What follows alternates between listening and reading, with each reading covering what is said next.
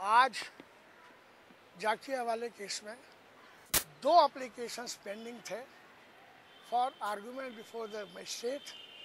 एक एप्लीकेशन जाकिया जी की तरफ से था जिसमें उन्होंने एसआईटी द्वारा सप्लाई किए हुए डॉक्यूमेंट और मटेरियल में डेफिशिएंसी बताई है कि आपने ये नहीं दिया, वो नहीं दिया। उन्हें उसका रिप्लाई मैंने तैयार करके लाया था।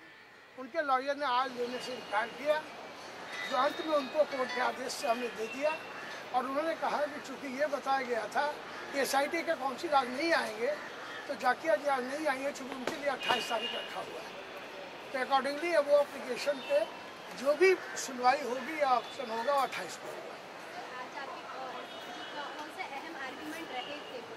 हाँ, मैं जो अपने आर्गूमेंट किया है वो एक दूसरी एप्लीकेशन थी श्री अमरीश पटेल की, जन जागृति मोर्चा या समथिंग लाइक दैट।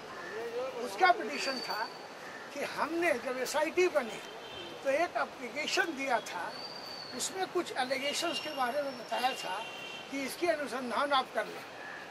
तो एसआईटी ने अनुसंधान किया नहीं कहा। अब उनका ये रिक्वेस्ट है कि जो आपके अनुसंधान में आया है ये बातें आप किसी को नहीं बताओगे सिवा कोर्ट के।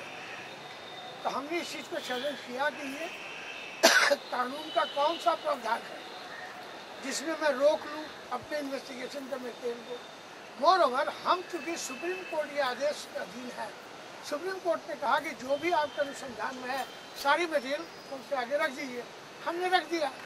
अब इन्होंने एक ट्रायल कोर्ट का ऑर्डर दिखा रहे हैं जिसमें इन्होंने दरख्वास्त दिया था कि मेरी चीज़ें किसी और को न दी जाए, और अब जाकिया जी मांग रही हैं तो उनको भी न दिया जाए।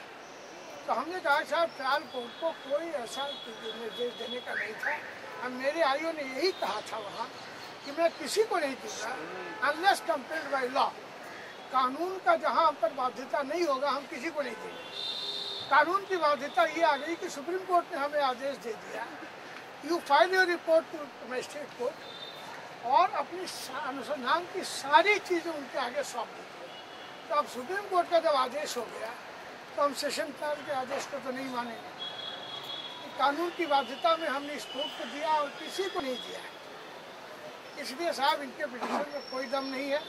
अगर ये समझते हैं कि मैंने उस कोर्ट का कंटेम्प्ट ऑफ कोर्ट किया है, अवमानना किया है, तो वहाँ पिटीशन मूव करें, मुझे नोटिस हो कि मैं जाके जवाब दे दूँगा।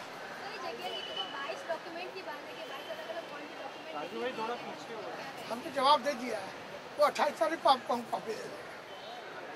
जनसंघर्ष मंच की तरफ से लास्ट सैटरडे को हम लोगों ने एक एप्लीकेशन किया था कि जाकिया जी ने जो पेपर्स रिपोर्ट के अंदर से नहीं है उसकी जो मांग की है, उसमें उन्होंने कुछ जनसंघर्ष मंच के पेपर्स और ग्राफ्स मांगे थे, जो हमने 17/6/2009 को एसआईटी को फर्दर इन्वेस्टिगेशन करने के लिए एक एप्लीकेशन के साथ में दिए थे।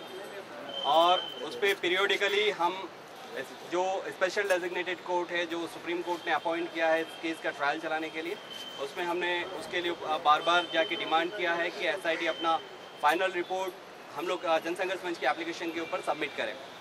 लेकिन एसआईटी ने आज तक वहाँ पे ये कहा है कि उनका इन्वेस्टिगेशन जनसंघर्ष मंच की एप्लीकेशन पर आज दिन तक चालू है। और फाइनली दिसंबर 2011 के अंदर एसआईटी ने वहाँ पर आकर ये कहा, जब हमने कोर्ट से ये शिकायत की हमारी एप्लीकेशन के तहत कि जनसंघर्ष के मंच के पेपर बिना रिपोर्ट के ही मार्केट में ये पेपर आ गए हैं, तो कोर्ट ने आईओ से पूछा तो आईओ ने कि नहीं, हमने इस तरह से कोई भी चीज़ नहीं की है।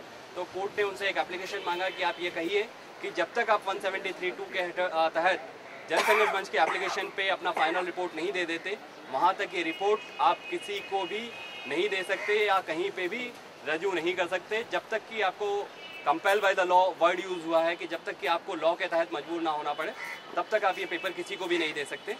तो हमने उसी ऑर्डर को आधार बनाते हुए इस कोर्ट में ये एप्लीकेशन लगाया था कि ये स्पेशल डेजिग्नेटेड कोर्ट का ऑर्डर है और स्पेशल डेजिग्नेटेड कोर्ट इस कोर्ट का एपेक्स कोर्ट है, तो वहाँ पे जाके उसका स्टे ये पेपर जाकिया जी को नहीं देने चाहिए।